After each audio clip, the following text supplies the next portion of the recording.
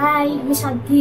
Hello, আমরা আহি। কোথায় যাচ্ছি? এখন সকাল প্রায় 5:30 বাজতেছে। We are leaving for somewhere. কোথায় যাচ্ছি দেখা যাবে, সেটা আসলে সময়ের সাথেই বোঝা যাবে। এবং আমাদের লেটস সি যে এই ভিডিওটা আসলে আমাদের অন্যান্য ভিডিওর মতো হয় কিনা, বিকজ আমরা অনেক ভিডিও করছি বাট কোনটা পোস্ট করা হয়নি। এটা হয়তো পোস্ট করা হতে পারে। Let's see.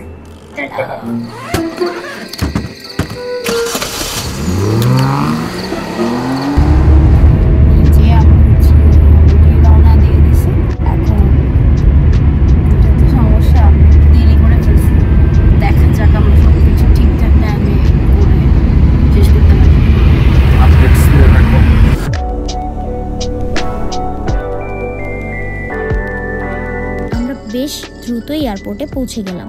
সরাসরি এসে গেলাম বোর্ডিং পাস কালেক্ট করতে। এখানে রাহিকে খুব হাসি খুশি দেখা যাচ্ছে। এরপর খুব তাড়াহুড়ো করে আমরা আমাদের ইমিগ্রেশন ক্লিয়ার করে ব্রেকফাস্টের জন্য লাউঞ্জে ঢুকলাম। ইমিগ্রেশন কী কাহিনী হলো সেটা পরে শেয়ার করছি। নাস্তা করেই আমরা রওনা হলাম ফাইনাল সিকিউরিটি চেকের জন্য। কিছু ক্লিপস নিচ্ছিলাম রিলসের জন্য। আমাদের সব কিছু ডান, আমরা এখন প্লেনে উঠে যাবো। অনেক দেরিতেও ফাইনাল সিকিউরিটি চেকে এসে দেখি বিশাল লাইন, আর আমরা শেষ দুজন এই লাইনের। সব চেকিং শেষ করে আমরা যখন আমাদের শাটেল বাসের কাছাকাছি এসে পৌঁছালাম, ঠিক তখনই আমাদেরকে রেখে বাসটি ডোর ক্লোজ করে চলে গেল। কিন্তু সাথে সাথে এক্সিকিউটিভ শাটেল সার্ভিস অর্থাৎ একটা গাড়ি এসে আমাদেরকে পিক করলো। হাতে গিম্বল বা ক্যামেরা দেখে ভিআইপি ট্রিটমেন্ট কিনা জানি না, বাট বেশ ভালোই লাগলো এই প্রিমিয়াম সার্ভিস।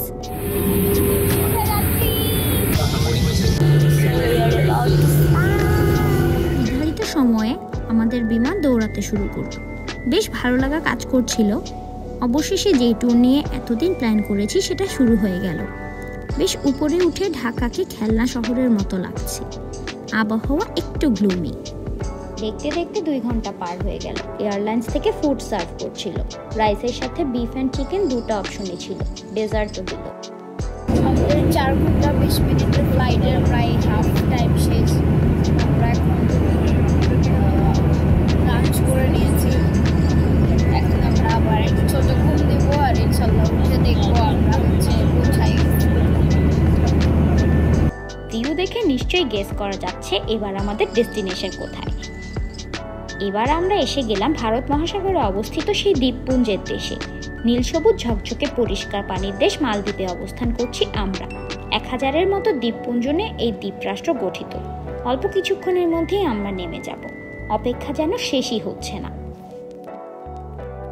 নির্ধারিত সময়ে প্লেন থেকে নেমে আমরা শাটেল বাসে করে রওনা দিলাম মূল এয়ারপোর্টের উদ্দেশ্যে। আমাদেরকে নিয়ে যাওয়া হচ্ছে যেখানে আমাদের ইমিগ্রেশন হবে, ঠিক সেই জায়গায়।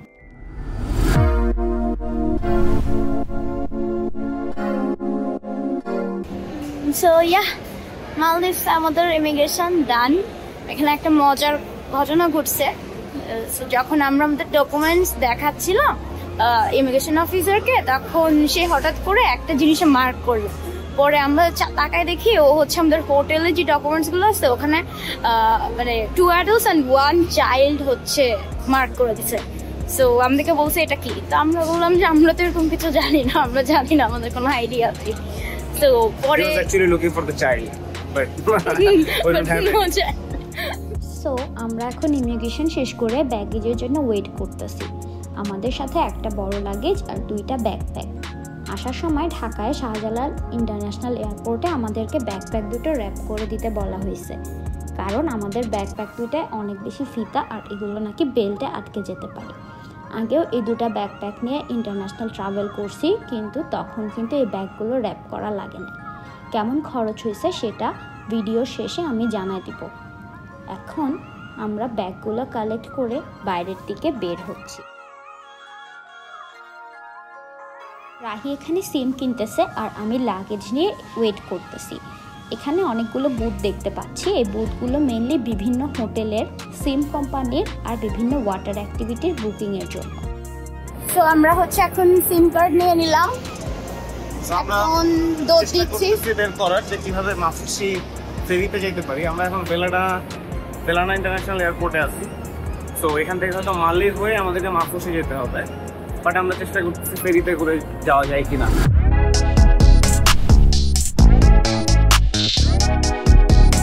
এখন আমরা ভেলানা ইন্টারন্যাশনাল এয়ারপোর্টের বাইরে যে গভর্নমেন্ট ফেরি কাউন্টার আছে সেটার সামনে দাঁড়িয়ে আছি।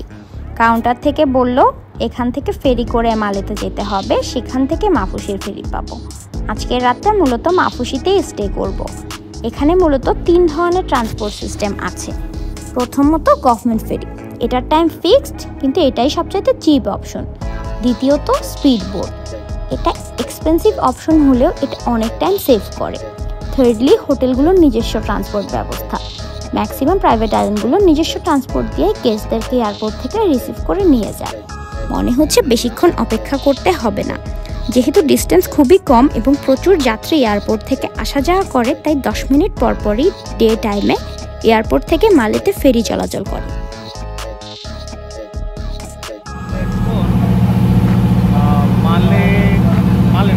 ভেলানা ইন্টারন্যাশনাল এয়ারপোর্ট থেকে যাচ্ছি মালেতে। আমাদের খরচ হচ্ছে 15 মালদ্বীপিয়ান রুপাইয়া।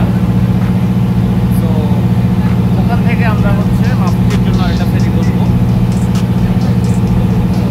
তো ফার এটাই মনে হচ্ছে cost effective plan. Let's see.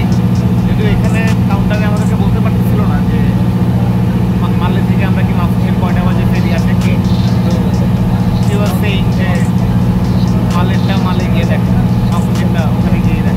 আমরা ডিসাইড করলাম মালে থেকে নিশ্চয়ই ভালো পাওয়া যাবে, তো আমরা মালে থেকে রওনা হয়েছি। আমাদের ভিউ খুবই চমৎকার, অনেক সুন্দর। এখন হচ্ছে কি এয়ারপোর্টে দেখা যাচ্ছে অনেক সুন্দর, ওরা নতুন এয়ারপোর্ট করতেছে।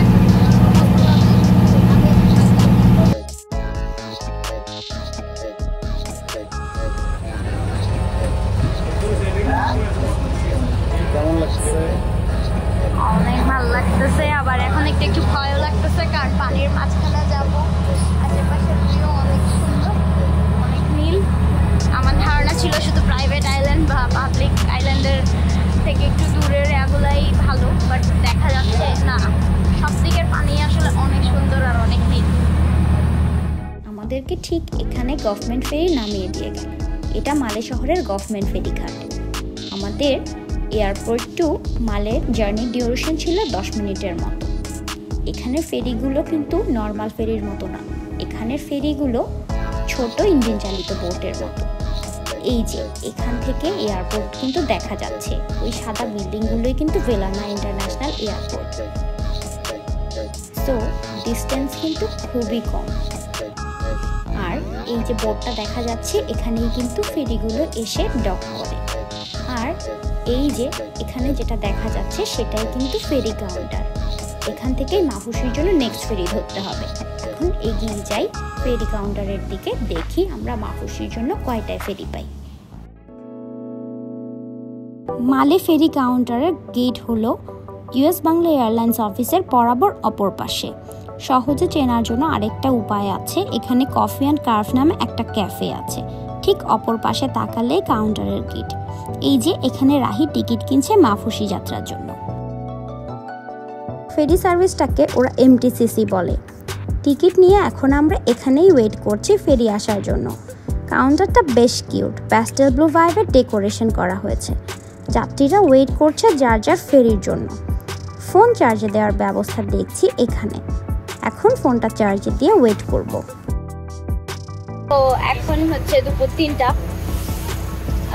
আমরা যেটা জেনে আসছিলাম, ইনফরমেশনটা বললাম, দুপুর 3টা বাজে আসলেই ফেরি আছে মালে থেকে মাফুসির জন্য। সেটাতেই আমরা আমাদের মাফুসির জার্নি স্টার্ট করলাম। আর যতটুকু পর্যন্ত আমরা জানি বা ইন্টারনেটে পাওয়া গেছে, সেটা হচ্ছে ফ্রাইডে ছাড়া বাকি প্রত্যেক দিনই 3টা বাজে একটা ফেরি থাকে, যেটা হচ্ছে মালে থেকে মাফুসি। তো ইন্টারেস্টিং ব্যাপার হচ্ছে এখানে আমাদের প্রথমে ভেলানা এয়ারপোর্ট থেকে যেই পাবলিক ফেরিটা সেটাতে করে আমরা মালে আসি। সেখানে আমাদের খরচ হয়েছে পার পার্সন 15 মালদ্বীপিয়ান রুপিয়া যেটা সেটা করে। সো ওরা পার পার্সন 120 টাকা। আজকের কনভার্সন রেট অনুযায়ী পার পার্সন 120 টাকার মতো বাংলা টাকা। আর তারপর হচ্ছে আমাদের এখান থেকে সেম যেই ফেরি টার্মিনালটাতে আমাদেরকে নামালো, ওখান থেকেই আবার মাফুসির জন্য ফেরি, যেটা পার পার্সন 22 মালদ্বীপিয়ান রুপিয়া, ওটাও বাংলাদেশি টাকা 180 টাকার মতো। সো অ্যারাউন্ড 500 থেকে 600 টাকার মধ্যে আমরা হচ্ছে আমাদের টোটাল জার্নিটা কমপ্লিট করতেছি এখনো। আচ্ছা, এটা কি তুমি পার পারসনের জন্য করতেছো? দুইজনের জন্য অ্যারাউন্ড $5 to $6 হয়তো এইভাবে করে গেল। আর ডিরেক্ট স্পিড বোটে যদি যাওয়া যায় ওটাও করা যায় ভেলানা এয়ারপোর্ট থেকে, সেইটা $25 করে পার পার্সন চার্জ হয়। দুইজনের হয়তো $50 মতো চার্জ করতো, which is close to 6,000 Bangladesh. I think এতটাও খারাপ না। আর যেহেতু আমাদের কাছে যেটা মনে হয়, যেহেতু আমরা একটা নতুন একটা দেশে আসছি, সো আমরা যদি দুইটা এক্সপিরিয়েন্সই পাই, private transport and public transport, আমার মনে হয় ইন্টারেস্টিং। কারণ এখানে আমরা দেখতেছি আসলে আমরা টুরিস্টরা ছাড়াও আরো অনেক যারা মালদ্বীপিয়ানস আছে অরিজিনাল, ওনারাও আছে। সো মানে ওনাদের মানে নর্মালি ট্যুরে আসা দেখা যায় যে আসলে মানে মানুষের সাথে মেশার বা লোকাল মানুষের সাথে মেশার তেমন একটা সুযোগ থাকে না। তো আমাদের কাছে মনে হয় যে এক্সপিরিয়েন্সটা অনেকটা মজার আর কি, যদি আমরা আসলে পাবলিক ফ্যাসিলিটিস গুলো প্রিভেইল করতে পারি। তো আমরা যাচ্ছি 45 মিনিটের মতো লাগার কথা। ফেরি টার্মিনাল থেকে আমাকে ওরকমই বললো, পৌঁছে আমরা আবার একটা আপডেট দিতে পারবো। হ্যাঁ, আমাদের এখন আস্তে আস্তে আবার রোদ উঠতেছে, তবে অনেক বাতাস আর অনেক সুন্দর। দেখা যাক কি হয়, কয়টায় পৌঁছাই। আজকে সানসেট কি আমরা মাফুসিতে গিয়ে দেখতে পারবো কিনা এটা নিয়ে টেনশনে আছি এখন, দেখা যাক কি হয়।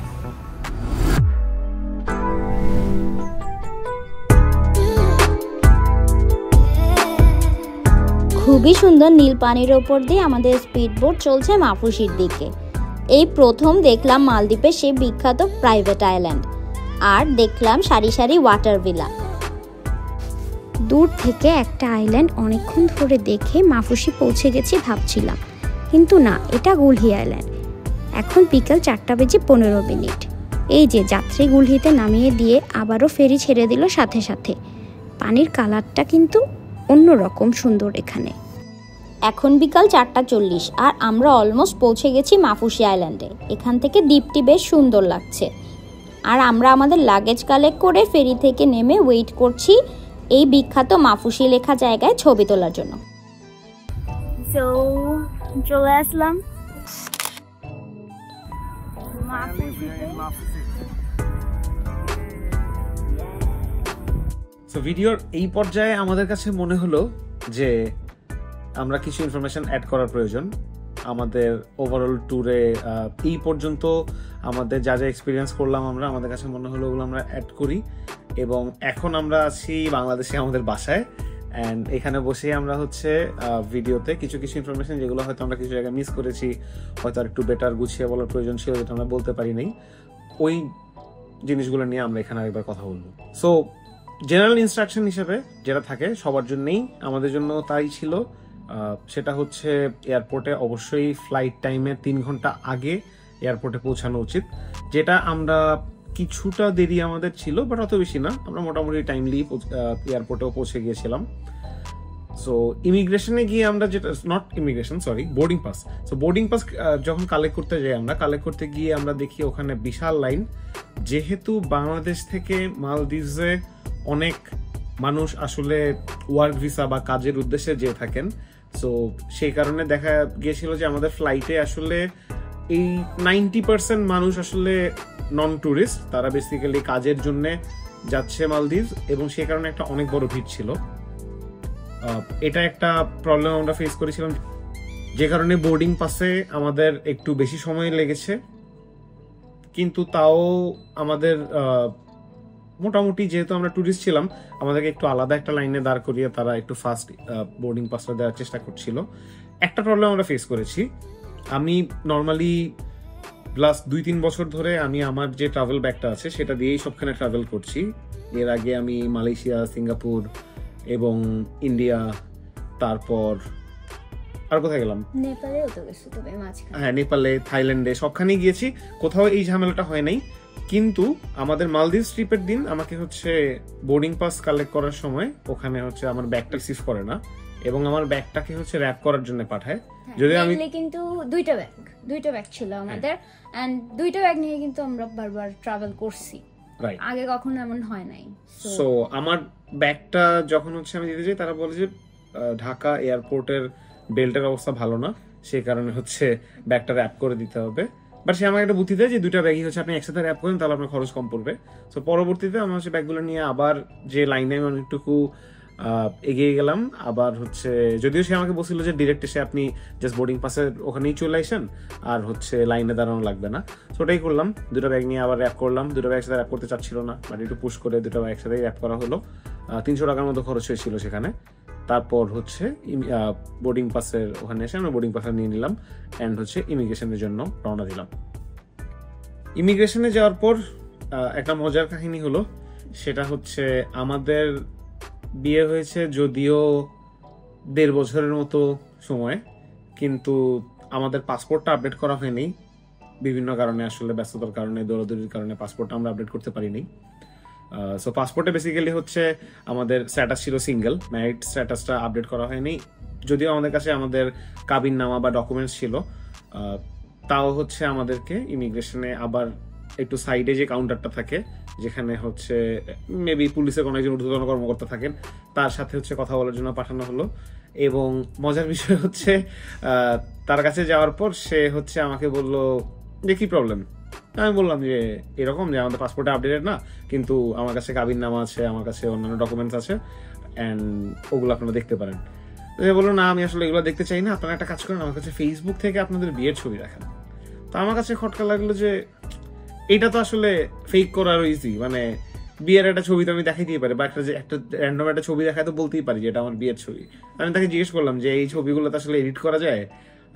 তো সে বললো যে না না না, ফেসবুকের ছবি আসলে কেউ বিয়ে নিয়ে কেউ ফাইজলামি করবে না, বিয়ের ছবি আসলে মানুষ অথেন্টিক হইলেই ফেসবুকে আপলোড করে। সো সে হচ্ছে ফেসবুকে একটা ছবি দেখালো, আর আল্লাহর রহমতে সাধ্যের ফেসবুকে তো আমাদের বিয়ের ছবির কোনো অভাব নাই। সো সে হচ্ছে এটা বলছে যে ফেসবুকে আপনারা দুইজন সহ আপনার আব্বু আম্মুর কারোর সাথে ছবি দেখান। এরপর কিন্তু আমার আব্বুর সাথে একটা ছবি দেখানোর পর সে হচ্ছে কনভিন্সড হলো। সো ইমিগ্রেশনে আমাদের আসলে খুব বেশি আর কষ্ট হয় নাই। এরপর রেগুলার যেই কোয়েশ্চেনস এন্ড আদার জিনিসপত্র থাকে ওগুলো শেষ করে আমরা ইমিগ্রেশন পার হলাম। পার হয়ে আমরা চলে গেলাম হচ্ছে আমাদের লাউঞ্জ ছিল, ইউসিবি লাউঞ্জ অ্যাক্সেস ছিল আমাদের। তো ইউসিবি লাউঞ্জে গিয়ে আমরা কিছু খাওয়া দাওয়া করছি, যেটা কিছু ভিডিও আমাদের ছিল, এই ভিডিওগুলোতে আপনারা অলরেডি দেখছেন। তারপর আমরা চলে গেলাম আমাদের ফ্লাইটের দিকে। ফ্লাইটের সময় হয়ে গেছিল এর মধ্যে। তারপর আমরা আমাদের আরেকটা যে চেকিংটা হয় ওই চেকিং শেষ করে আমরা আমাদের ফ্লাইটের জন্য ফ্লাইটে পৌঁছে গেলাম এবং হচ্ছে ফ্লাইটে উঠে গেলাম। হ্যাঁ, সো আমরা হচ্ছে যে ফ্লাইটটাতে গেছি, আমাদের ফ্লাইটের টাইম ছিল 9টা 5-এ, আর আমরা হচ্ছে ইউএস বাংলা এয়ারলাইন্সে ফ্লাই করেছিলাম। সো বরাবর 9টার মধ্যেই কিন্তু বলতে গেলে আমরা আসলে মানে আমাদের সব কিছু প্রিপেয়ার ছিল, আমরা একদম রান করার জন্য রেডি ছিলাম। আমার মনে হয় 9টা 5-এর একটু আগেই হয়তো বা আমাদের জার্নি স্টার্ট হয়ে গেছিলো। সো ওভারঅল জার্নি ভালোই ছিল। আমাদের মেবি পৌঁছানোর টাইমটা ছিল 12টা 25-এ। তো এর মধ্যে আমরা ট্রাই করছিলাম একটু ঘুমিয়ে নিতে, কারণ আমাদের দেখা গেছে একটু সকাল সকালে উঠতে হয়েছে। আর যেহেতু এত লম্বা একটা জার্নিতে আমরা বের হয়েছিল, আমাদের সারা রাত আসলে ভালোই প্যাকিং করতে হয়েছিল। সো আসলে আর একটু লম্বা ঘুম দেওয়া দরকার ছিল। সো অবশ্যই এত রাশ করে যে ভালো লাগবে না, সো আমরা একটু রেস্ট নেওয়ার ট্রাই করতেছিলাম। তো এর মাঝেই হঠাৎ হাফ টাইম তখন হয়তো বা পার হয়েছে বা হয়নি এরকম, দেখলাম যে হচ্ছে আমাদেরকে ফুড সার্ভ করছিল। খারাপ ছিল না, ফুড মোটামুটি ভালোই ছিল। ওদের বিফ এন্ড চিকেনের সাথে রাইস একটা অপশন ছিল। সো আমাদের মনে হলো যে বাহ, বেশ ভালোই ছিল, খারাপ না। একটা ডেজার্ট ছিল যেটা আমার বেশ ভালো লাগছিল। অ্যান্ড এই তো এগুলো করতে করতে আসলে খাওয়া দাওয়া করতে করতেই আশেপাশের দৃশ্য দেখতে দেখতেই দেখা গেছিল যে আসলে আমাদের মোটামুটি একটা সময় ভালোই পার হয়ে গেছে। এরপর হয়তো আমরা 1-1.5 ঘন্টার মতো একটা ঘুম দিতে দিতেই আমাদের অ্যানাউন্সমেন্ট আসছিল যে আমরা হয়তো বা পৌঁছে গেছি। সো এরপর হচ্ছে আমরা তো খুব টাইমের, আমার ধারণা খুব সম্ভব আমরা বেশ একটু আগেই পৌঁছে গেছিলাম, আমরা একটু অবাক হয়েছি। তো পৌঁছে গেলাম ভালো। এরপরে হচ্ছে আমরা খুব ইজিলি আসলে মালদ্বীপ ইমিগ্রেশনটা ক্রস করেছি। বেশ ইয়াং একটা পুলিশ অফিসার ছিল, অ্যান্ড আমাদের সাথে বেশ ফানি একটা ঘটনাও ঘটছে যেটা অলরেডি আমরা শেয়ার করেছি। তো ওটা মনে পড়লো আমার কাছে এখনো খুবই হাসি আসে। অ্যান্ড মানে পুলিশ অফিসারদের চেহারা খুব বৈশিষ্ট্যপূর্ণ ছিল, মানে আমার কেন জানি এখন ওনার চেহারাটা খেয়াল আসে। সো এই তো এরপরে আসলে আমরা মালদ্বীপে নামার পর আমাদের লাগেজ কালেক্ট করতেও খুব বেশি সময় লাগেনি। মালদ্বীপের এয়ারপোর্টটা নিয়ে যদি আমি একটু বলি, ভেলানা ইন্টারন্যাশনাল এয়ারপোর্ট, আমার মনে হচ্ছে এখন আসলে এটাতে বেশ কনস্ট্রাকশন কাজ চলতে আমরা দেখছি। বাট আমরা যখন গিয়েছি তখন কিন্তু এটা খুব বড় কোনো এয়ারপোর্ট ছিল না, বেশ কম্প্যাক্ট একটা এয়ারপোর্ট ছিল, বাট ছোটখাটোর মধ্যে কিন্তু গোছানো ছিল। আর খুব ভালো লাগতেছিল এয়ারপোর্ট থেকেই, একদম জাস্ট যেখানে এক্সিট ওখানে গেলেই কিন্তু একদম খালি হচ্ছে পানি আর পানি। সো বেশ ভালো লাগতেছিল। তো আমরা জাস্ট বের হয়ে চিন্তা করতেছিলাম আসলে আমরা এর পরবর্তীতে আমাদের কি প্ল্যান হতে পারে, বাট আমাদের কাছে ইন্টারনেট ছিল না। সো আমরা ভাবতেছিলাম এখন ইন্টারনেট ম্যানেজ করতে হবে। সো আমার মনে হয় সিমটা যেহেতু তুমি কিনছো, তুমি একটু সিমের এক্সপিরিয়েন্স যদি শেয়ার করো তাহলে মনে হয় ভালো হয়। সো কোথাও পৌঁছানোর পর আসলে প্রথম যে জিনিসটা আমাদের প্রয়োজন সেটা হচ্ছে ইন্টারনেট। আর বিশেষ করে আমি যেহেতু ডিজিটাল সেক্টরে কাজ করি, আমি যেখানেই যাই ইন্টারনেট ছাড়া আসলে আমি কমপ্লিটলি অচল। ইন্টারনেট থাকলে আবার আমি ফুল সচল। সো আমার যেটা হয়, আমি যদি অ্যামাজনেও থাকি, আমার যদি ইন্টারনেট থাকে it's fine for me, I can work from there. কিন্তু আমি যদি আসলে অনেক ডেভেলপড একটা জায়গাতেও থাকি বাট আমার ইন্টারনেট না থাকে, তাহলে আমি আসলে আই এম ডুমড। সো এখানে যেটা হয়, আমরা যখন বের হই মালদ্বীপ এয়ারপোর্টের ভেতরেই, কিন্তু এয়ারপোর্টে সব কার্যক্রম শেষ করে যখন আমরা বের হই, ওখানেই বেসিক্যালি অনেকগুলো বুথ আছে যেখানে সিম বিক্রি হয় এবং আরও রিসোর্ট বুকিং অ্যান্ড এভরিথিং অনেক কিছুই হয়। সো প্রথম যেটা আমার মাথায় আসে, ভাই আমার সিম কিনতে হবে। তো সিম কিনতে গিয়ে যেটা দেখলাম, কয়েকটা ব্র্যান্ড ওখানে ছিল। একটা ছিল ওরিডু, একটা ছিল ধীরাগু, এরকম কয়েকটা ব্র্যান্ড ওখানে ছিল এবং সবারই দেখলাম প্রাইসিং সেম। কিন্তু প্রাইসিংটা খুবই অদ্ভুত। প্রাইসিংটা হচ্ছে 20 GB ইন্টারনেট $40, মানে অলমোস্ট 5,000 টাকা। আর 100 GB ইন্টারনেট $50। সো আমি দেখে মনে করলাম, ভাই আমার মিনিমাম তো $40 খরচ করতেই হচ্ছে, আর 20 GB ইন্টারনেট দিয়ে আমার কিছুই হবে না, আই নিড মোর ইন্টারনেট। তাহলে আমি 100 GB প্যাকেজটাই নিই। তো তারপর আমি দেখলাম আচ্ছা ঠিক আছে, দুটো কোম্পানি অ্যান্ড সবার কাছে সেম প্রাইস, ওখানে অনেক এজেন্ট আছে যারা সেল করতেছে, তোদেরকে আমি জিজ্ঞেস করলাম কোনটা ভালো। So they suggested this one, Ooredoo. তো ওরিডুর আমি 100 GB যে প্যাকেজটা $50 দিয়ে সেটা কিনলাম। কিন্তু ভাই এখানে আমার সাথে একটা স্ক্যাম হয়েছে। স্ক্যামটা হচ্ছে দে ডিড নট মেনশন যে 100 GBর মধ্যে একটু খেলা আছে। খেলাটা কি? খেলাটা হচ্ছে, আমি এটা বুঝলাম 2 দিন যাওয়ার পর। 2 দিন যাওয়ার পর 2 দিনে আমি ইচ্ছা মতো ইন্টারনেট ইউজ করলাম। ভাই আই হ্যাভ 100 GB। আমার কাজের তো খুব বেশি ইন্টারনেট খরচ হয় না। এছাড়া আমরা যে ভিডিওগুলো নিচ্ছিলাম ওগুলো আমরা আপলোড করতেছিলাম, যাতে ফোনে জায়গা খালি করে আমরা আরো ভিডিও নিতে পারি, যাতে সবকিছু দেখাতে পারি। অ্যান্ড এখানে আমার যেটা অ্যাড করা আছে, যেহেতু অনেক এক্সপেন্সিভ ছিল, আর আমি আসলে কোথাও ঘুরতে গেলে ছবি তোলাতেই বেশি ব্যস্ত থাকি, পোস্ট করার জন্য টাইম থাকে না। সো আমি ওর থেকেই হটস্পট নিয়ে ইউজ করতেছিলাম। অ্যান্ড আপলোড তো অবশ্যই দিতে হচ্ছিল, কারণ আমরা অনেক ক্লিপ নিচ্ছিলাম। সো আসলে আমরা একটা সিমই কিন্তু নিছিলাম। সো আমাদের কিন্তু হেভি ইউজ হচ্ছিল। আমরা কিন্তু খুব খুশিই ছিলাম ইন্টারনেটটা নিয়ে। ইন্টারনেটটা ভালোই আমাদেরকে সার্ভিস দিচ্ছিল। হ্যাঁ, ইন্টারনেট স্পিড 5G, দুটোরই 5G ছিল। যেখানেই যাচ্ছিলাম, ইভেন আইল্যান্ডেও 5G স্পিড ছিল। It was good. স্পিড নিয়ে আমাদের আসলে কমপ্লেন ছিল না কোথাও। কিন্তু ওই যেটা বললাম, অলসো ইট ওয়াজ এক্সপেন্সিভ ভাই। $50, ইটস অলমোস্ট 6,500 টাকা, 6,200 টাকার মতো।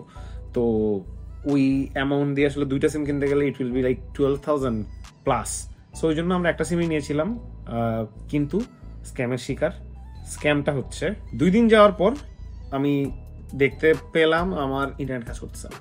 আমি ড্রপবক্স ইউজ করতে পারতেছি না, ভিডিও আপলোড করতে পারতেছি না, হোয়াটসঅ্যাপও মেবি হোয়াটসঅ্যাপ কাজ করতেছিল। সো দেখলাম যে আমি আমার খালি সোশ্যালসগুলো কাজ করতেছে, আর কোনো কিছু কাজ করতেছে না। সো আমি তো ফার্স্টে বুঝলাম যে ভাই কেন হইলো এই জিনিসটা। পরে অনেকক্ষণ আমি ডেটা অফ করলাম, অন করলাম, ফ্লাইট মোডে দিলাম ফোন, সিম খুলে ট্রাই করলাম, দেখলাম যে সেম। পরে আমার অ্যাপ ছিল নামানো, এই যে ওরিদুর অ্যাপটা ছিল। সো আমি ওরিদুর হেল্পলাইনে নক দিলাম যে এই কাহিনী কেন। আমি তো আরো একদিন থাকতেছি, একদিনের বেশি আসলে। তখনও আমরা আই গেস হুলহুমালেতে এসে পৌঁছাইছি। সো আরো একটা দিন ছিলাম আমি, সো আমার আরো একটা দিন চলার জন্য তো আমার ইন্টারনেট প্রয়োজন। সো আমি ওদের হেল্পলাইন নক দেওয়ার পর আমাকে বললো সারপ্রাইজটা কি, 100 জিবির মধ্যে 30 জিবি হচ্ছে রেগুলার ডেটা এবং 70 জিবি হচ্ছে সোশ্যালসের জন্য। সো এই সোশ্যালস কি, আমি মেসেঞ্জার ইউজ করতে পারবো, হোয়াটসঅ্যাপ ইউজ করতে পারবো, ইনস্টাগ্রাম ইউজ করতে পারবো, ফেসবুক ইউজ করতে পারবো। এটার জন্য হচ্ছে আমাকে 70 জিবি দেওয়া হয়েছে, কিন্তু আর বাকি 30 জিবি হচ্ছে আমার রেগুলার অন্যান্য ইউজের জন্য, যেটা খুবই স্যাড ছিল বিকজ হোটেলসগুলোতে ওয়াইফাই ওয়াজ নট গুড।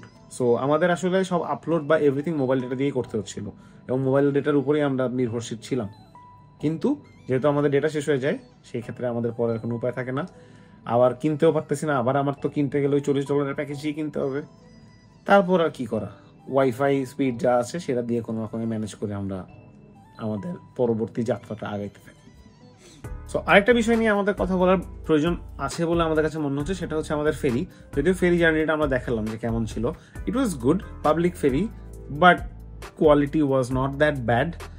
হ্যাঁ, একটু পুরাতন, not fancy, but comfortable ride. কিন্তু একটা প্রবলেম যেটা আমাদের কাছে মনে হচ্ছে যে আমাদের সময়টা একটু বেশি লাগছে, যেটা আমরা ভাবছিলাম হয়তো আমাদের সময় কম লাগবে, কিন্তু আমাদের প্রায় 1 ঘন্টা 45 মিনিট থেকে 2 ঘন্টার কাছাকাছি সময় লাগছিল। Though it was very cheap compare to speed boat from the airport, but still কিছু টাকা সেভ হয়েছে, পাবলিক ট্রান্সপোর্ট এক্সপিরিয়েন্স করলাম, and not a bad experience আসলে। তোমাকে আসলে মানে কতটুকু টাইম লাগবে বলছিল, এন্ড শেষ পর্যন্ত আসলে আমাদের কতটুকু সময় লাগছে? হ্যাঁ, তো এখানে এটাই আর কি, আমাদের 1 ঘন্টা 45 থেকে 2 ঘন্টার মতো সময় লাগছে, কিন্তু আমাদেরকে বলছিল মনে হয় 45 মিনিটস লাগবে। সো এটা একটা স্যাড ব্যাপার ছিল যে আমাদের প্রায় 1 ঘন্টার মতো সময়, বিকজ ভাই মালদ্বীপস তো এক্সপেন্সিভ, তার মানে মালদ্বীপস আপনার সময় অনেক expensive. So when you are in Maldives, আপনার সময়টা যতটা এফিসিয়েন্টলি সম্ভব খরচ করার চেষ্টা করতে হবে। সো এরপরে আমরা এখন দেখবো যে আমাদের মাফুসিতে হোটেলটা কেমন ছিল, অ্যান্ড হোটেলে আমরা কি করলাম, হোটেলের ফ্যাসিলিটিস কেমন ছিল আর কি করতেছি। সো দেখতে থাকেন, আশা করি ভালো লাগবে। মাফুসির রাস্তায় তেমন গাড়ির ইউজ দেখছি না, মাঝে মাঝে কিছু বাইক যাচ্ছে পাশে দিয়ে, বেশ কিছু বড় ম্যাকাও পাখি দেখছি। ছাড়া পাওয়ার জন্য এরা অনেক ডাকাডাকি করছে। তো আমরা হচ্ছে এখন মাফুসিতে নেমে হোটেলের দিকে রওনা দিছি। এখানে আসলে সবকিছুই ডিস্টেন্স খুবই কম, আবার অনেক সময় হোটেল থেকে বেড়া থাকলে হোটেল থেকে হচ্ছে পিক আপ করতে আসে। সো আমরা হচ্ছে এখন হোটেলের দিকে যাচ্ছি। অবশেষে অনেকটুক হেঁটে পৌঁছে গেলাম হোটেল আলাইকা মাফুসিতে। ছোট ছিমছাম সবুজে ঘেরা একটা হোটেল, বাইরে থেকে দেখেই বেশ ভালো লাগলো। এখন জাস্ট ব্যাগ রেখে ফ্রেশ হয়েই আমরা বের হয়ে যাব। আবার নতুন করে সাজুগুজু করে বের হয়ে গেছি।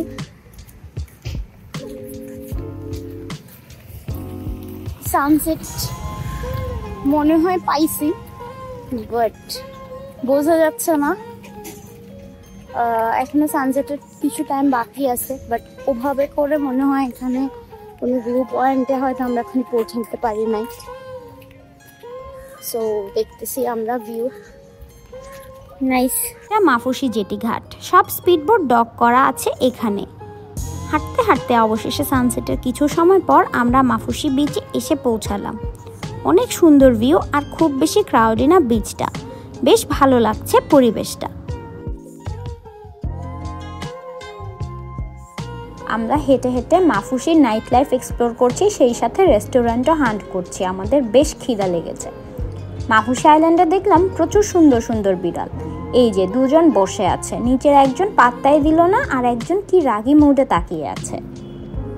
অনেকক্ষণ ধরেই লোকাল রেস্টুরেন্ট অথবা লোকাল ফুড হান্ট করছিলাম, কিন্তু ওরকম কোনো প্লেস বা ফুড না পেয়ে আমরা এখানেই বসে গেলাম। সো আমরা হচ্ছে সানসেটের পরে একটু হাঁটাহাঁটি করতেছিলাম। আমরা এখন খিদা লাগছে, কারণ আমাদের প্রপার লাঞ্চ হয় নাই। তো আমরা দেখতেছিলাম গুগল ম্যাপসে যে আসলে আমরা কি খেতে পারি, যদিও আমাদের মালদ্বীপের অথেন্টিক কিছু ট্রাই করার ইচ্ছে ছিল, বাট অনেক বেশি খিদা লাগছে। আর হাঁটতে হাঁটতে আমরা হঠাৎ করে অনেক সুন্দর একটা রেস্টুরেন্ট দেখছি, যেটা আসলে খুব স্পেশাল কিছু না, খুবই সিম্পল, বাট আমাদের কাছে ওভারঅল অ্যাম্বিয়েন্সটা অনেক ভালো লাগছে। তা আমরা হচ্ছে নাম চেক করলাম, অ্যান্ড গুগল ম্যাপের রিভিউ দেখলাম বেশ ভালো। তো এটার নাম হচ্ছে ক্যাভিয়ার। তো ওদেরকে হচ্ছে আমরা কিছু ফুড অর্ডার করছি, সো হচ্ছে দেখি খেয়ে কেমন test, but overall ambience and other সব কিছুই খুব ভালো লাগছে। প্রাইস মোটামুটি ঠিকই আছে। তো দেখা যাক, আমরা একটা স্প্যাগেটি আর একটা ম্যাঙ্গো সালাদ ম্যাশ পটেটো চিকেন দিয়ে সার্ভ করছি, দেখি কেমন, খেয়ে জানাচ্ছি।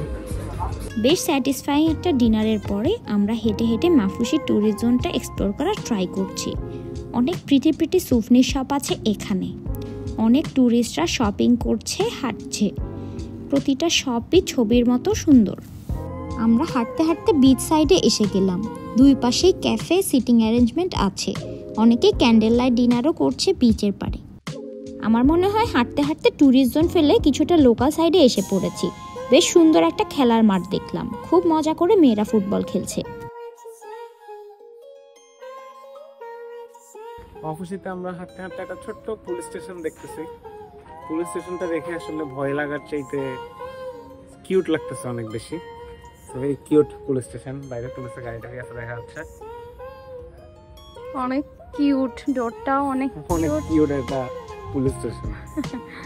দ্বীপটা দেখে আমি ভেবেছিলাম এটা বেশ বড়, কিন্তু না, আমরা আবার ঘুরে ফিরে ট্যুরিস্ট জোন অর্থাৎ বিকেলে ফেরি আমাদেরকে যেখানে নামিয়ে দিয়ে গিয়েছিল সেখানে ফিরে এসেছি।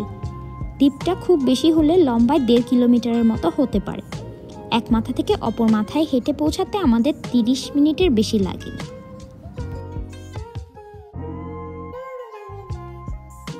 ফেরিঘাটের ঠিক অপর পাশেই কিন্তু সারি সারি রেস্টুরেন্ট, ক্যাফে, দেখতে বেশ সুন্দর লাগছে। গুগল ম্যাপে দেখলাম বেশ ভালো ভালো রিভিউ আছে ক্যাফেগুলোর। আমরা বেশ কনফিউশনে ছিলাম কোন রেস্টুরেন্টে খাবো, পরে গুগল ম্যাপের সাহায্যে আমরা ক্যাভিয়ারেই খেলাম। বেশ আর্লি ডিনার করে ফেলেছি। এখন পর্যন্ত জায়গা থাকি, এনার্জি থাকে, তাহলে হয়তো আমরা আবার ডিনার করতে পারি। কি বলো, পারি? Let's see. Yeah, so now এখন আমাদের যেটা অ্যাক্টিভিটি সেটা হচ্ছে এখন আমরা একটা ট্যুরিস্ট কি বলবো এজেন্সির কাছে যাচ্ছি। আগামীকালকে আমরা কি করব সেটার একটা প্ল্যানিং করার জন্য। সো যাই, ওদের সাথে ডিসকাস করি এবং এরপরে হচ্ছে আমরা জানাবো যে আমাদের আসলে কি প্ল্যান হচ্ছে। এখানে নির্মাণাধীন একটা হোটেল দেখতে পাচ্ছি, বহুতল একটা হোটেল, বেশ উঁচু, এবং পাশেই কিন্তু আরও একটা হোটেলের নির্মাণ কাজ চলছে। দেখে মনে হচ্ছে হোটেলগুলোর মান বেশ ভালো হবে। এখানে কিন্তু বহুতল হোটেলের পরিমাণ হাতে গোনা, আর আশা করি এগুলোর ভিউ খুব সুন্দর হবে, কেননা এই হোটেলগুলোর ঠিক অপর পাশেই কিন্তু সাগর। এই যে স্পিডবোটগুলো দেখা যাচ্ছে, এই স্পিডবোটগুলো যেখানে ডক করা সেটাই কিন্তু সাগর। সো আমার সাজেশন থাকবে, যারা এই ধরনের বহুতল হোটেলগুলোতে এসে মাফুসিতে থাকতে চায় তাদের আসলে বেশ খানিকটা সময় হাতে নিয়েই এই হোটেলগুলো বুক করা উচিত, কারণ আমরা কিন্তু বুক করার সময় কিছুটা ঝামেলায় পড়েছিলাম, সেটা পরে বিস্তারিত বলব। যেহেতু আমাদের মাফুসি মোটামুটি এক্সপ্লোর করা হয়েছে, এখন আমরা আগামীকালকের প্ল্যান ফিক্স করার জন্য যে সকল ট্যুর এজেন্সি সেবা দিয়ে থাকে সেই সবগুলোর দিকে আগাচ্ছি। এইসব এজেন্সি মূলত বিভিন্ন ধরনের এক্সকারশন প্যাকেজ, ওয়াটার অ্যাক্টিভিটি সহ বিভিন্ন ধরনের প্রাইভেট আইল্যান্ডের ডে ট্যুর এবং ডিনার ক্রুজ এই ধরনের সার্ভিস প্রোভাইড করে থাকে। দেখা যাক আমরা আগামীকালকে ডে ট্যুরের জন্য কি প্যাকেজ নিতে পারি, আপডেট দিচ্ছি। সো হাঁটাহাঁটির পরে আমাদের কাছে মনে হচ্ছিল আমরা পরবর্তী দিনের প্ল্যানটা করি। সো ওই প্ল্যানটা আমাদের আগে থেকে প্রি প্ল্যান ছিল না এক্স্যাক্টলি যে আমরা কি করব, কিন্তু গিয়ে মনে হলো ওকে, যেহেতু আসলাম এখন কি করা যায়। সো কয়েকটা অপশন ছিল, ওয়াটার অ্যাক্টিভিটিস অ্যান্ড আইল্যান্ডে, মাফুসি আইল্যান্ডেও বেশ কিছু অ্যাক্টিভিটি করার মতো অপশন ছিল, বাট উই ডিসাইডেড যে না, আমরা একটা ডে ট্যুরে যেতে চাই, একটা প্রাইভেট রিসোর্টে, একটা প্রাইভেট আইল্যান্ড ঘুরে আসতে চাই। যেহেতু মালদ্বীপ গেছি, মালদ্বীপে আসলে আমাদের কাছে মনে হচ্ছিল প্রাইভেট আইল্যান্ডে না গেলে তো আসলে মালদ্বীপের আসল মজাটা পাওয়া যাবে না, বিকজ প্রাইভেট আইল্যান্ডগুলো অনেক ফ্যান্সি, লাক্সারি অ্যান্ড সুন্দর করে সাজানো থাকে। যেরকম ভিডিওগুলো আমরা দেখি সেটার মজা পেতে হলে আমাদের কাছে মনে হচ্ছে প্রাইভেট আইল্যান্ডে যাওয়া প্রয়োজন। সো দ্যাটস ওয়াই আমরা হচ্ছে একটা কোম্পানির সাথে আমাদের প্রাইভেট আইল্যান্ডের একটা ট্রিপ বুক করি পরবর্তী দিনের জন্য। অ্যান্ড আমাদের প্রাইভেট আইল্যান্ডটার যে রিসর্টটা ছিল সেটার নাম ছিল সানসিয়াম ওল্ড হুজালি। সো সেখানে হচ্ছে আমরা পরবর্তী দিন সকালে 8টা বাজে আই থিঙ্ক আমাদের ট্রিপটা স্টার্ট হয়, এবং একটা ডে ট্যুর প্যাকেজ যেটা 8টা থেকে বিকেল 5টা পর্যন্ত আমাদেরকে ওখানে নিয়ে যাবে। ওখানে আমরা লাঞ্চ করতে পারবো, অ্যান্ড মেবি স্ন্যাক্স ছিল নাকি আমি শিওর না। স্ন্যাক্স কি ছিল কোন? না, okay, so lunch and others. Lunch টাইমেই হতেছে ওরা ফুডটা সার্ভ করবে, আদার টাইমে হচ্ছে পুলস অ্যাক্সেস অ্যান্ড রিসোর্টগুলো আসলে দেখতে অনেক সুন্দর হয়, ওগুলো অ্যাক্সেস করার মতো অপশন থাকবে। সো ওইরকম একটা অপশন আমরা চুজ করি, অ্যান্ড ওটার জন্য হচ্ছে পরবর্তী দিনের বুকিংটা দিই। সো এই পর্যায়ে আমরা মালদ্বীপসের হোটেল, ট্রান্সপোর্টেশন এবং এখন পর্যন্ত যা ভিডিও আমরা দেখালাম সেইগুলো নিয়ে একটু আলাপ করতে চাই। সো এখানে একটা জিনিস যেটা নিয়ে আমরা খুব বেশি সাফার করছি সেটা হচ্ছে আমাদের হোটেলটা। আমরা প্রথম দিনের হোটেলটা আমরা একটু লেস এক্সপেন্সিভ রাখার চেষ্টা করতেছিলাম, যেহেতু মালদ্বীপস অ্যান্ড মাফুসি অলরেডি অনেক বেশি এক্সপেন্সিভ। সো আমাদের টার্গেটটা ছিল ফার্স্ট ডে, যেহেতু আমরা এমনিতেই পৌঁছাচ্ছি সন্ধ্যার দিকে বা সন্ধ্যার আগে আগে, সো খুব বেশি সময় পাচ্ছি না। সো ফার্স্ট ডে হোটেলটা আমরা যতটা রাখতে পারি লেস এক্সপেন্সিভ। সো ওটার জন্য আমাদের হোটেলটা ছিল একটু দূরে। সো মেইন আইল্যান্ডে তো অবশ্যই, বাট আইল্যান্ডের একটু সাইডে ছিল, যে কারণে যেহেতু মাফুসিতে অন্য কোনো ট্রান্সপোর্টেশন নেই। আমাদের দেশে আমরা বাসা নিজেই রিক্সা পেয়ে যাই, রিক্সা নিয়ে চলে যাই, অটো রিক্সা, নর্মাল রিক্সা, ব্যাটারি রিক্সা, যত রকমের রিক্সা আছে, CNG, everything is available. But এটা হচ্ছে অনেকটা ফিফি আইল্যান্ডের মতো। ফিফি আইল্যান্ডে যেমন হচ্ছে আমি দেখছিলাম যে কোনো ট্রান্সপোর্টেশন নাই, পুরোটাই হাঁটতে হয়। সেম ভাবে মাফুসিতেও পুরোটাই হাঁটতে হয়, অ্যান্ড রাস্তাটা পুরোটাই বালুর। সো আমাদের লাগেজ অ্যান্ড এভরিথিং নিয়ে আমাদের দুজনের যেতে অনেক কষ্ট হচ্ছে। এখানে আমরা যেটা ভুল করছি, we should have contacted hour hotel before hour arrival. So normally যেটা হয়, আপনি যদি ভাই মাফুসিতে যান, যেই হোটেলেই যাবেন ওদের নিজস্ব ট্রান্সপোর্টেশন ব্যবস্থা আছে, আপনি ওই হোটেলে আগে থেকে জানাবেন আমি এই সময়ে নামবো। সো বেসিক্যালি এমন তো না যে ওখানে হাজার হাজার বোট যায় সারাদিন। সো হোটেলগুলোর কাছে ইনফরমেশন থাকে যে কোন পাবলিক ফেরিটা কখন পৌঁছাচ্ছে, কোন প্রাইভেট ফেরিটা কখন পৌঁছাচ্ছে। সো ওদেরকে জাস্ট ইনফর্ম করে দিলেই they will pick you free of charge, যেটা আমরা মিস করছি। আসার সময় যদিও আমাদেরকে ওরা এই সার্ভিসটা দিচ্ছে, কিন্তু যাওয়ার সময় আমরা অনেক কষ্ট করে এই লাগেজগুলা ঠেলে ঠেলে ঠেলে ঠেলে নিয়ে গেছি। তো যেটা ভাবতেছিলাম মালদ্বীপের ওয়েদার কেমন হবে এটা নিয়ে আসলে একটু টেনশনেই ছিলাম, কারণ মানে যতটুকু জানলাম ইন্টারনেটে ঘাটাঘাটি করে যে আমরা আসলে সিজনের একটু শেষের দিকেই যাচ্ছিলাম। আমরা কিন্তু মানে ওখানে খুব সম্ভবত মানে যখন থেকে একটু বৃষ্টির সিজন শুরু হয় আমরা ঠিক সেটার আগেই গিয়েছি। আমরা কিন্তু একদম এপ্রিলের 22 তারিখে হচ্ছে আমরা মালদ্বীপে পৌঁছালাম। সো আমরা ভাবছিলাম কেমন না কেমন ওয়েদার আমরা পাই, বাট আমার ধারণা আমাদের লাক ভালো ছিল। আমরা আসলে খুব বেশি বৃষ্টি পেয়েছি বিষয়টা এরকম না, কিছু কিছু সময় আমরা বৃষ্টি পেয়েছি, আবার কিছু সময় আমরা বেশ ভালোই গরম এবং সূর্যের অত্যাচার সহ্য করছি। খুব বাজে অবস্থা হয়ে গেছিল। সো বাট গরম থাকলেও আমার মনে হয় মানে যতক্ষণ সাগরের আশেপাশে থাকা যায় ততক্ষণ আসলে জিনিসটা অতটা একটা ফিল হচ্ছিল না। যদি একটু শেড বা মানে সান থেকে প্রোটেকশন নেওয়া যায় তাইলেই কিন্তু মানে বেশ ভালোই লাগতেছিল। আর কিছু কিছু সময় আমরা বৃষ্টি পেয়েছি, বাট দ্যাট ওয়াজ ওকে। কিন্তু অবশ্যই এটা খেয়াল করতে হবে যে কোনো জায়গায় আসলে ঘুরতে যাওয়ার আগে আমার মনে হয় আসলে ওয়েদারটা একটু চেক করে নেওয়া উচিত, কারণ আমরা সবাই আসলে অনেক অনেক টাকা খরচ করেই আসলে বেড়াতে যাই। সো ওয়েদারটা যদি চেক করে নেওয়া যায় তাহলে হচ্ছে বেস্ট। আর মালদ্বীপে যেহেতু মানে অনেক সাগরে হচ্ছে আমাদের চলাচল করতে হয়, সো আসলে সেফটি মেজারটাও একটা ইস্যু। সো আমার মনে হয় অবশ্যই যে কোনো ট্যুর প্ল্যান করার আগে একটু ওয়েদারটা চেক করে নিলে আই থিঙ্ক বেটার আর কি, যে ওই জায়গায় যাওয়ার জন্য এখন সিজনটা ভালো কিনা। আর অবশ্যই সানস্ক্রিন ইউজ করতে হবে, সানস্ক্রিন ইউজ করে অবস্থা খুবই খারাপ হয়ে গেছিলো। So that's it.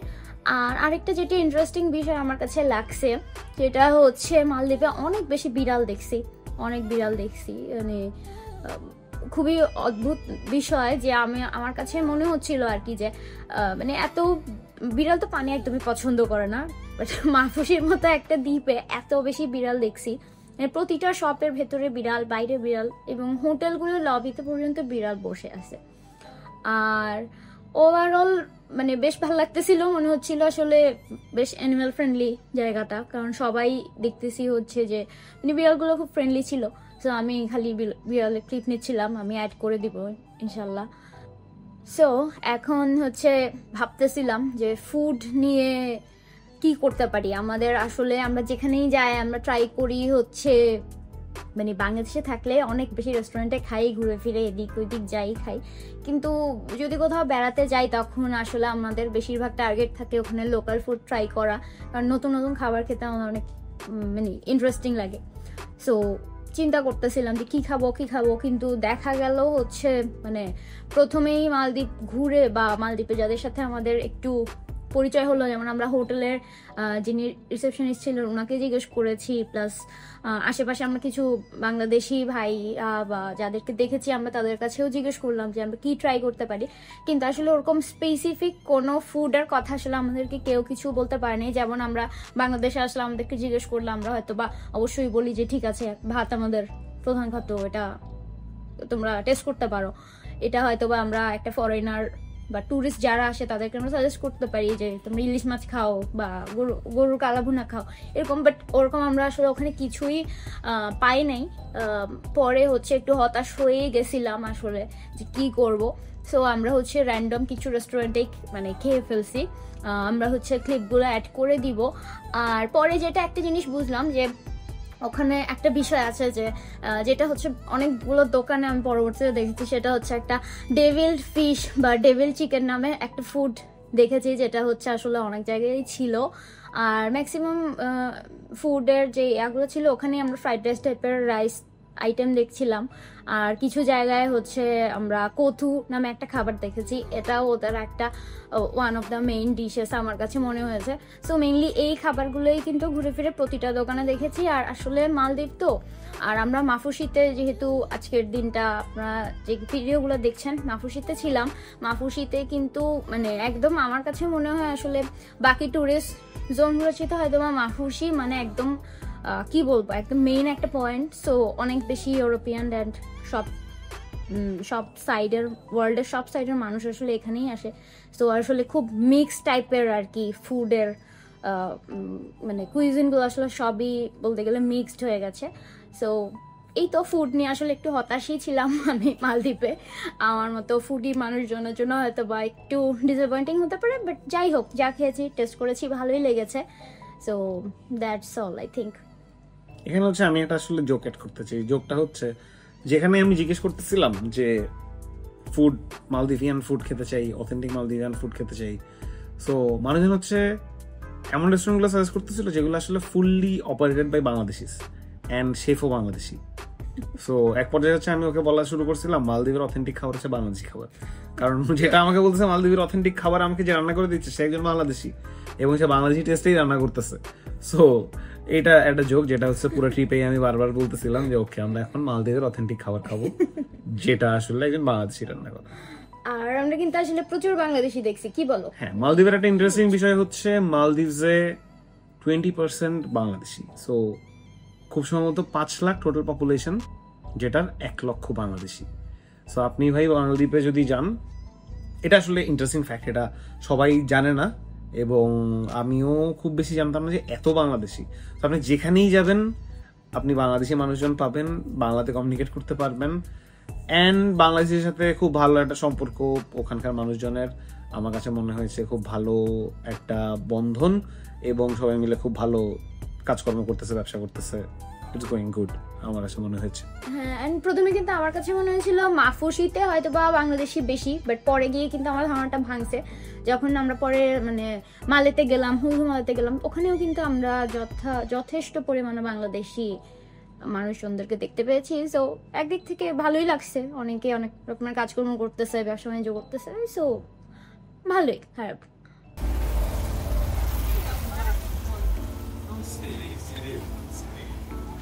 সো হাঁটতে হাঁটতে আমরা হচ্ছে এটা অলমোস্ট মাফুসির একদম আর হচ্ছে সেন্টার পয়েন্ট বা মেইন পয়েন্ট, এই যেখানে আমরা একদম নামছিলাম আমাদের ফেরিটা।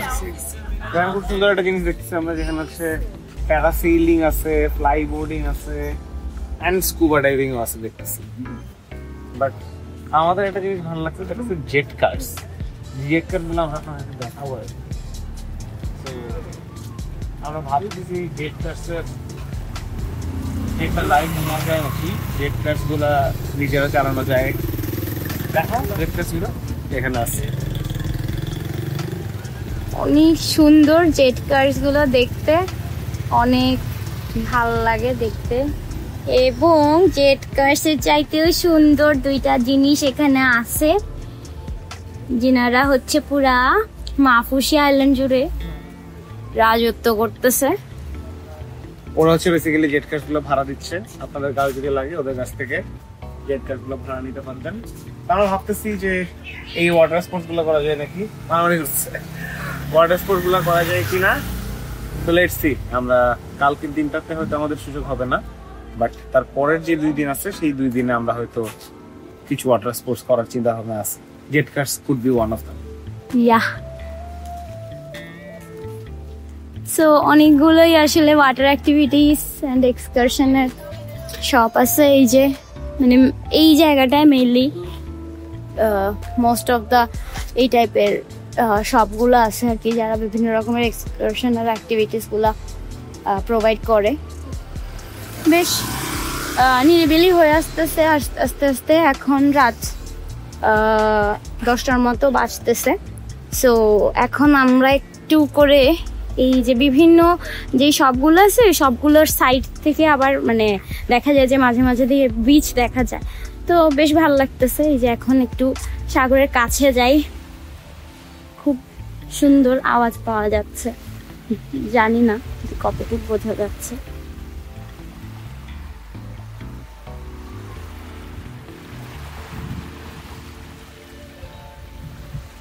মাফুসির সবচেয়ে ভালো ব্যাপার আমার কাছে মনে হয় জায়গাটা খুবই নিরিবিলি। আমার এর আগে ফিফি আইল্যান্ড যাওয়া হয়েছিল, সেটার সাথে একটা কম্পারিজন এসে যায় বারবারই আমার কাছে, কিন্তু ফিফি আইল্যান্ড এবং এটার মধ্যে আসলে বেশ পার্থক্যই আছে। ফিফি আইল্যান্ড আরো অনেক জাঁকজমকপূর্ণ এবং অনেক বেশি শব্দ, অনেক বেশি মানুষজন থাকে, বাট মাফুসির ব্যাপারটা খুব ডিফারেন্ট। এখানে আমার কাছে মনে হলো মানুষজন ফ্যামিলি নিয়ে আসতেছে, বাচ্চা নিয়ে আসতেছে, ঘুরে বেড়াচ্ছে, এনজয় করতেছে। এবং অন্যান্য দেশের যারা আসছে তারা দেখা যাচ্ছে বড় বড় গ্রুপে আসছে, আর না হয় জাস্ট কাপলরা আসছে। সো যারা মেইনলি আসলে আমার মনে হয় যারা পিসফুল, রাইট, একটা পিসফুল এনভায়রনমেন্ট চাইলে ম্যাক্সিমাম জায়গাতে মানুষজন ক্যাফেতে বসে আসছে, বড় বড় সার্কেলস আড্ডা দিচ্ছে, খাওয়া দাওয়া করতেছে নিজেদের মতো সময় কাটানোর জন্য। আমার কাছে এখন পর্যন্ত যদিও 24 ঘন্টা কাটাই নেই, তাও মনে হচ্ছে it's a very good place যদি আপনি আসলে একটু নিরিবিলিতে ভালো সময় কাটাতে চান। এই যেমন বিচ, তেমন কোনো মানুষজন নাই, ফাঁকা ফাঁকা।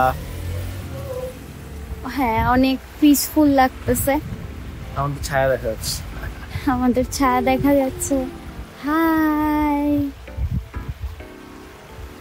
আর যেটা হচ্ছে আমার কাছে যেটা সবচাইতে বেশি ভালো লাগছে সেটা হচ্ছে আসলে এখানকার পানি, যে এটা আসলে অদ্ভুত। এই রাতের অন্ধকারেও যে পানিটা নীল রং, এটা বোঝা যাচ্ছে। আমাদেরকে আবারও খাবারের দোকানে পাওয়া যাবে, আমি এটাই ভাবতেছিলাম। হইছে কাজটা, আমরা আবারও সেকেন্ড ডিনার করতে আসছি। আমরা যে রেস্টুরেন্টটাতে বসছি এটার নাম হচ্ছে সালমানিয়া সি ফুড রেস্টুরেন্ট। আমরা আসলে কেভিয়ারে যখন খেতে বসছি আমরা তখনও আসলে এই টাইপের কোনো কিছুই খাওয়ার ইচ্ছা ছিল, ওই সময় আসলে আমাদের খিদা ছিল, ওই সময় আমাদের আসলে একটু রিসার্চ করার বা ঘাটাঘাটি করার অপশন ছিল না। তো পরে ঘাটাঘাটি বা রিসার্চ করে দেখলাম হচ্ছে মালদ্বীপের যদি কোনো অথেন্টিক খাবারের কথা বলি তাহলে ওরা মেইনলি একটু সি ফুড বা টুনা দিয়ে হচ্ছে ফ্রাইড রাইস টাইপের করে। সো আমরা ভাবলাম যে আমরা ওই টাইপের কিছু ট্রাই করি। তো আমরা এখন হচ্ছে ফ্রাইড রাইস নিচ্ছি উইথ টুনা ফিশ দিয়ে ফ্রাইড রাইসটা করা হয়েছে। সেই সাথে হচ্ছে ওরা একটু পাপড় স্টাইলে ভেজে দিছে। আর হচ্ছে যেহেতু আমরা একটু আগে ডিনার করছি, এখন আসলে যেটা আছে এটা আমাদের পুরাই চোখের খিদে, তো আমরা খুব বেশি কিছু অর্ডার করি নাই। সেই সাথে আমরা হচ্ছে একটা হট অ্যান্ড স্পাইসি অক্টোপাস। খাওয়া যাক, টেস্ট করে দেখা যাক কেমন। আমি স্টার্ট করি, দেখি কেমন।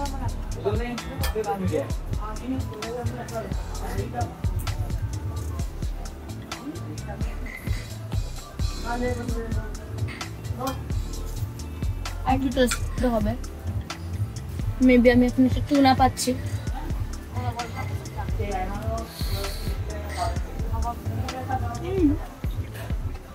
ইটস গুড, ভালো।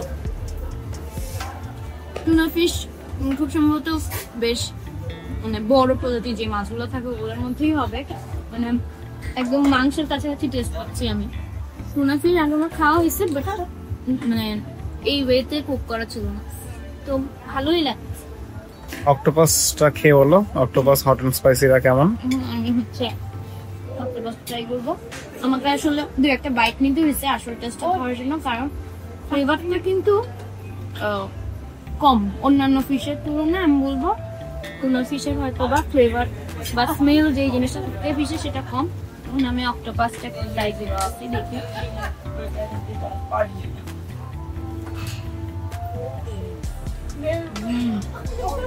This is nice. ভালো, অক্টোপাসটা ভালো। ঠিক আছে, আমরা খেতে থাকি, দেখা যাক এরপর আমরা কি করি। দেখা যাক, কোথায় যাচ্ছি জানাবো।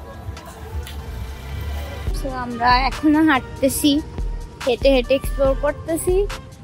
তোমার কি মনে হয়? আমার মনে হয় যে এখন আমরা একটু ট্যুরিস্ট জোন থেকে সরে একটু লোকাল এরিয়াতে আসছি, এরকম টাইপের লাগতেছে আমার আশেপাশে দেখে।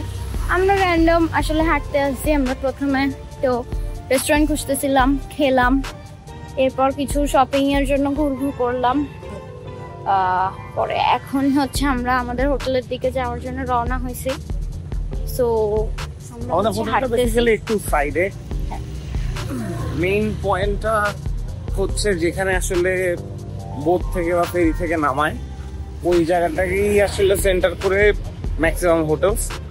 আমাদের সাইডটাতে একটু লোকাল মালদ্বীপিয়ানসরা থাকে, অ্যান্ড এখানে যারা কাজকর্ম করে তারা থাকে।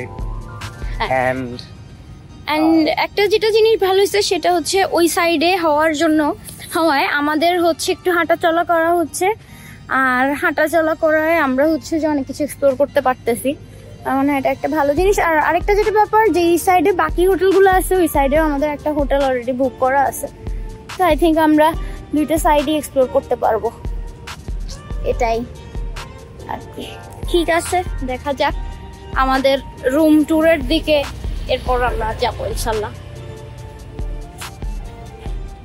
কিন্তু না, আমার কাছে মনে হয় এখন আসলে আমাদের রুম ট্যুরের চাইতে যেটা বেশি ইম্পর্টেন্ট সেটা হচ্ছে আজকের দিনে আমরা কোথায় কত টাকা খরচ করলাম, বিকজ সবারই আসলে এটা জানা প্রয়োজন একটা ট্যুরে বা পার ডে কোথায় আমাদের কত টাকা খরচ হচ্ছে।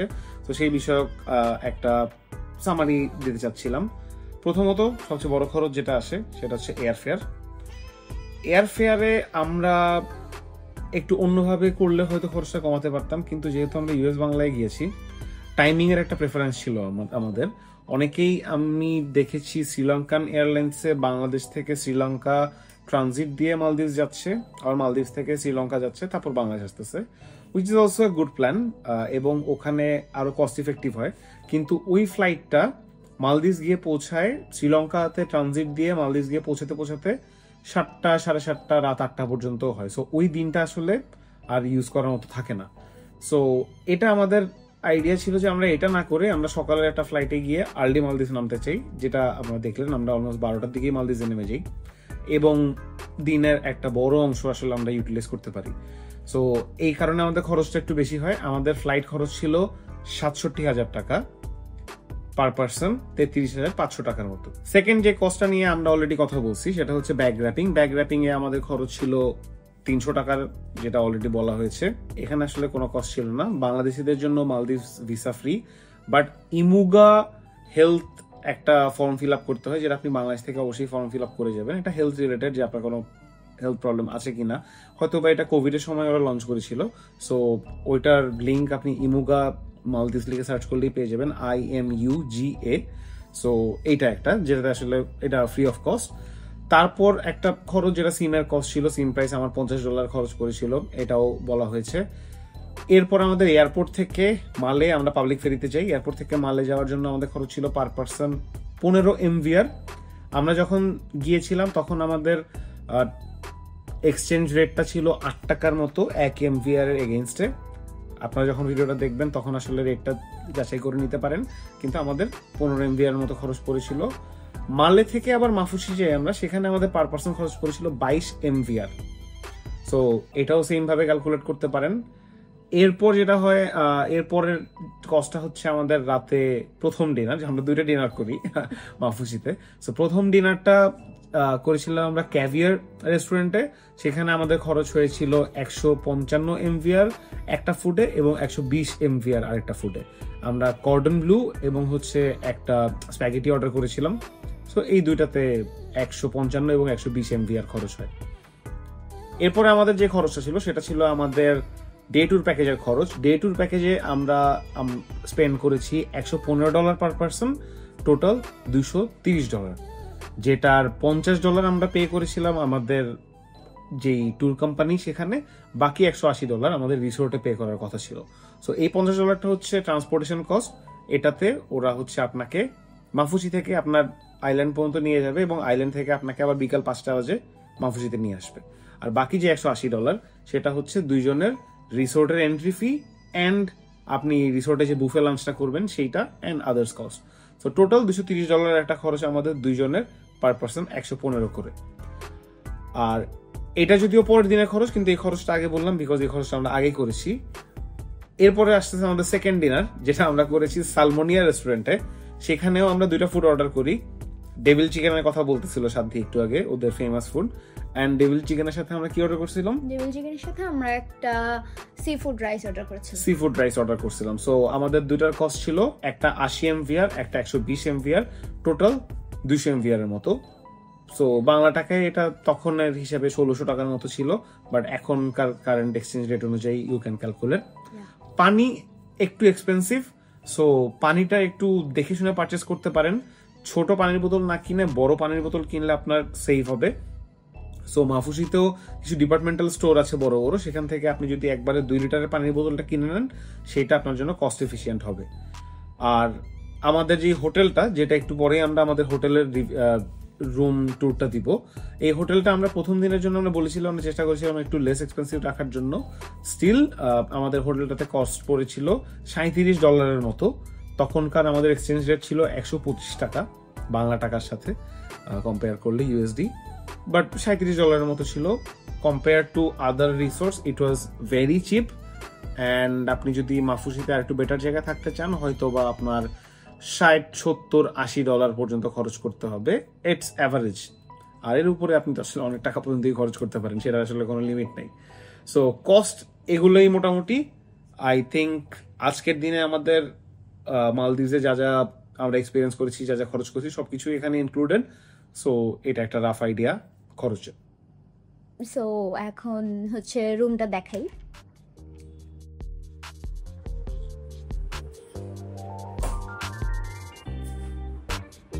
সো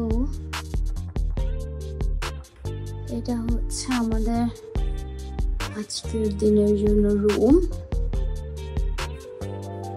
আমি যদি আরো এই পাশে চলে আসি তাহলে দেখা যাবে এখানে হচ্ছে দরজাটা, এখানে হচ্ছে একটা দুজনের বেড, আর এখানে একটা মিরর দেয়া আছে, খুব একটা টিভি, ফ্রিজ একটা ছোট, সেই সাথে যা যা ফ্যাসিলিটিস থাকে হোটেলে সবকিছুই দেয়া আছে। এখানে একটা জানালা আছে, এখানে একটা কাবার্ডের মতো দেয়া আছে। এটা মোস্ট প্রবাবলি ওয়াশরুমটাও মোটামুটি ঠিকঠাক সাইজ, কিন্তু ছোট না একেবারে, আবার খুব বড়ও না। তো যেটা মেইনলি আসলে আমরা করেছি, আমাদের আসলে প্ল্যানই ছিল হচ্ছে আমরা মাফুসিতে নেমেই সানসেট দেখতে চলে যাব। তো আমরা আসলে এই কারণে খুব বেশি এক্সপেন্স ফার্স্ট দিনের জন্য হোটেলে করতে চাই নাই। সো আমরা হচ্ছে একদম কম বাজেটের মধ্যে মাফুসির যে লোকাল সাইডটা আছে সেই লোকাল সাইডটাতে এই হোটেলটা বুক করছি। সো আজকে আমরা সারাদিন অনেক টায়ার্ড, সারাদিন শেষে আমরা এখন হোটেলে চেক ইন করছি। এখন অলমোস্ট রাতের 11টা বেজে গেছে। এখন হচ্ছে আমরা ঘুমায় যাব, ইনশাল্লাহ আগামীকালকে আবার দেখা হবে। Till then, good night.